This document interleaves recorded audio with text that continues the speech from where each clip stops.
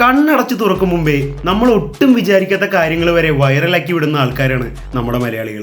Social മീഡിയകളുടെ influence അതിന്റെ peak ലെവലിൽ നിൽക്കുന്ന സമയം കാലം തെറ്റി ട്രെൻഡിങ്ങിൽ കയറുന്ന കണ്ടന്റുകൾ മാത്രമല്ലാതെ ഇൻസ്റ്റാഗ്രാം റീൽസുകളുടെയും യൂട്യൂബ് വീഡിയോകളുടെയും ഏറ്റവും അടിത്തട്ടിൽ കിടക്കുന്നവരെ വരെ നിമിഷ നേരം കൊണ്ട് ടോപ്പ് ട്രെൻഡിങ്ങിൽ സെലിബ്രിറ്റികളാക്കി വിടുന്ന സമയം. ഇന്ന് തലയിൽ എടുത്തു വെക്കുന്നവരെ തന്നെ 2 ദിവസം കഴിഞ്ഞാൽ നിർത്താതെ എയറിൽ കയറ്റാനും നമ്മുടെ മലയാളികൾക്കറിയാം. അങ്ങനെ കാലം തെറ്റി വൈറലായ കണ്ടന്റുകളും ഇപ്പോൾ ട്രെൻഡിങ്ങിൽ നിൽക്കുന്ന, അതായത് ഇൻസ്റ്റാഗ്രാമും യൂട്യൂബും ഭരിച്ചുകൊണ്ടിരിക്കുന്ന ടോപ്പ് ട്രെൻഡിങ് വീഡിയോസും അൺഎക്സ്പെക്ടഡ് ഇൻസ്റ്റാഗ്രാം സെലിബ്രിറ്റികളെ കുറിച്ചുമാണ് നമ്മൾ ഈ വീഡിയോയിൽ സംസാരിക്കാൻ പോകുന്നത്. അപ്പോൾ വീഡിയോ ക്ലിക്ക് ചെയ്ത് ഉള്ളിൽ വന്ന എല്ലാ നല്ല മനസ്സുകൾക്കും എൻ്റെ നന്ദി, നമസ്കാരം. നമുക്ക് വീഡിയോയിലേക്ക് കിടക്കാം. ലിസ്റ്റിലെ ആദ്യത്തേത് ഇന്തോനേഷ്യയിൽ നിന്ന് പൊട്ടിപ്പുറപ്പെട്ട ഒരു വീഡിയോ ആണ്.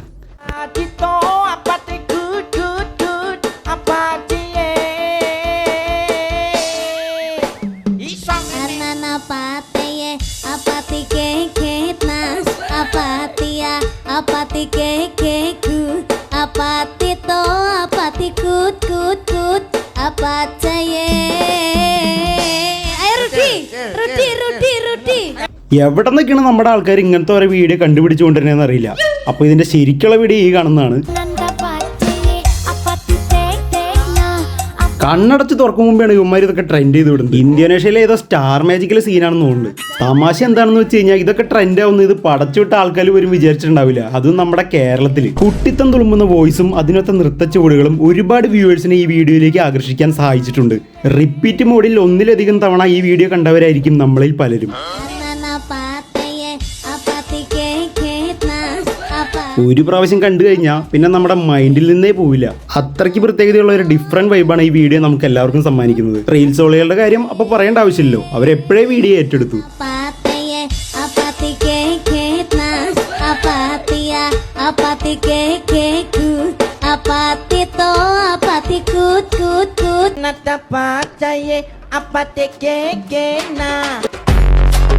അപ്പൊ നമ്മുടെ ലിസ്റ്റിൽ രണ്ടാമതുള്ളത് നമ്മുടെ സ്വന്തം കനാൽ ബോയ്സ് ആണ്, അഭിലാഷ് ആൻഡ് ലെവിൻ. ഈ 2 പാവം പിടിച്ച മുഖങ്ങളും നമ്മുടെ മലയാളികളുടെ ഇൻസ്റ്റഗ്രാം ഫീഡിനിടയിൽ പലപ്പോഴായി നമ്മൾ കണ്ടു മറന്നായിരിക്കാം.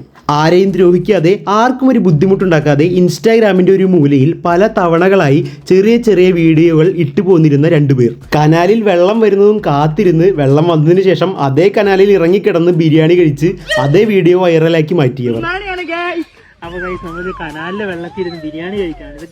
ബിരിയാണി വീഡിയോ ഹിറ്റ് ആയതോടെ അവരെ ഇന്റർവ്യൂ എടുക്കാൻ ആളുകളുടെ ക്യൂ ആയി.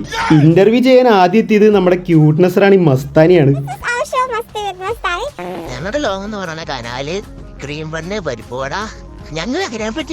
ഇന്റർവ്യൂ കൂടി വന്നോടെ നമ്മുടെ കനാൽ ബോയ്സിനെ കേരളം മൊത്തത്തിൽ അങ്ങെടുത്ത് തലേ വെച്ച്. പക്ഷെ നമ്മുടെ മലയാളികളെ കുറിച്ച് അറിയാലോ, ഇന്നൊക്കത്തെ എടുത്ത് വെച്ചിട്ടുണ്ടെങ്കിൽ നാളെ അവരെ നേരെ ഏറി കയറ്റും, അല്ലെങ്കിൽ കയറ്റിയിരിക്കും. ഇതിനിടയിൽ ഇവരോട് ഒരു ബർത്ത്ഡേ വിഷിന് എത്ര രൂപയാണ് വാങ്ങുന്നതെന്ന് ചോദിച്ചായിരുന്നു. ഒരു ബർത്ത്ഡേ വിഷിന് 2000 രൂപ ചോദിക്കും, അല്ലെങ്കിൽ ഫോൺ കട്ട് ചെയ്ത് വെക്കും.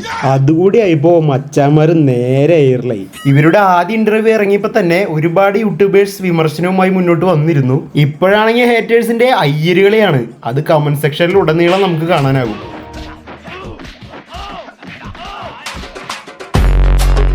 ലിസ്റ്റിൽ അടുത്തത് ഇതുവരെ ട്രെൻഡ് ആയിട്ടില്ല, പക്ഷെ പോണ പോക്കിൽ എന്തായാലും ട്രെൻഡ് ആവാനാണ് സാധ്യത. നിങ്ങൾ തന്നെ കണ്ടു നോക്ക്. ചുറ്റുള്ളവരൊക്കെ എന്ത് വൈബിംഗ് ആണല്ലോ ഈ നിലവിളി സോങ്ങിന്.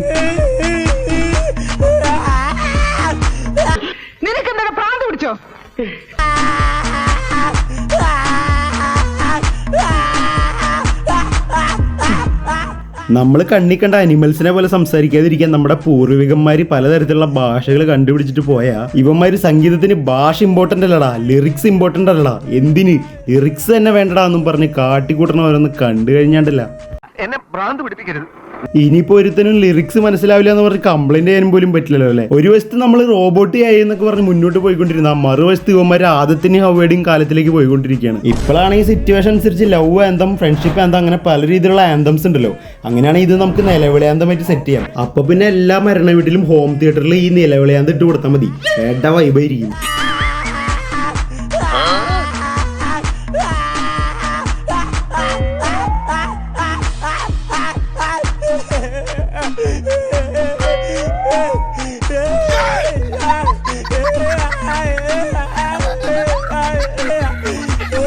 കൊല്ലം തുടങ്ങി വേറെ 3 മാസമായിട്ടുള്ളൂ, അപ്പോഴേക്കും ഇവന്മാര് 3 പാട്ടുകൾ ട്രെൻഡ് ആക്കി വിട്ടു. അതായത് ഇതിനെല്ലാം തുടക്കം കുറിച്ചാൽ നമ്മുടെ ചീര നുള്ളാൻ പോയ അണ്ണനെ ആരും മറക്കരുതല്ലോ.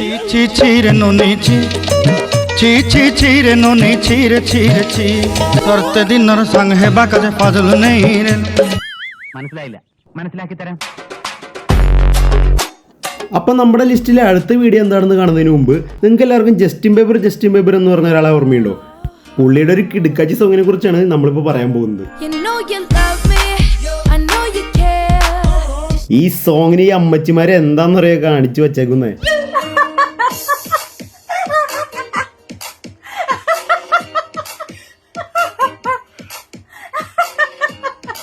ഞങ്ങളുടെ വർഷത്തിൽ വെറും ചിരി കൊണ്ട് ഞങ്ങൾ ഈ സോങ് പാടുമെന്ന് പറഞ്ഞുകൊണ്ട് ഒരു പേട്ട സംഭവമാണ് ഇറക്കി വിട്ടിരിക്കുന്നത്.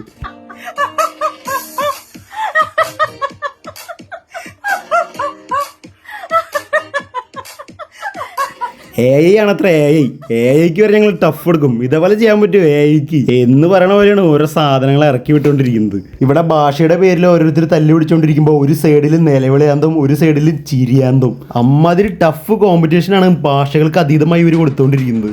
അപ്പം ഇന്നത്തെ വീഡിയോ ഇവിടെ അവസാനിക്കുകയാണ്. നിങ്ങൾ അധികം വെയിറ്റ് ചെയ്യിപ്പിക്കാതെ തന്നെ ഇതിൻ്റെ 2ാം ഭാഗം ഞാൻ അപ്ലോഡ് ചെയ്യുന്നതായിരിക്കും. അപ്പോൾ ഈ വീഡിയോയെക്കുറിച്ചുള്ള നിങ്ങളുടെ അഭിപ്രായങ്ങൾ കമൻറ്റ് സെക്ഷനിൽ പങ്കുവയ്ക്കുക. ഞാൻ വിട്ടുപോയ വീഡിയോ ഏതെങ്കിലും ഉണ്ടെങ്കിൽ അതിനെക്കുറിച്ചും രേഖപ്പെടുത്തുക. അപ്പോൾ മറ്റൊരു വീഡിയോയിൽ കാണാം. Bye bye.